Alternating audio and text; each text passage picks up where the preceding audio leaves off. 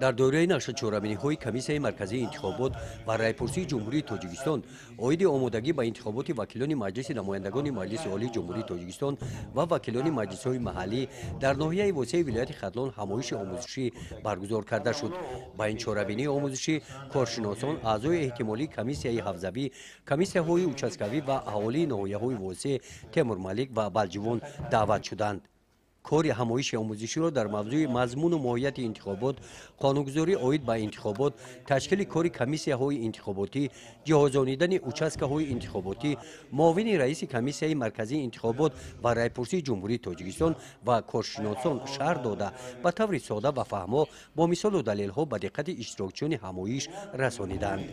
بعد معروضه ها و دیگر ملاقات و کارهای تبلیغاتی و فهماندهی اشتراکچیان همایش آموزشی به سوالهایشان جواب گرفتند.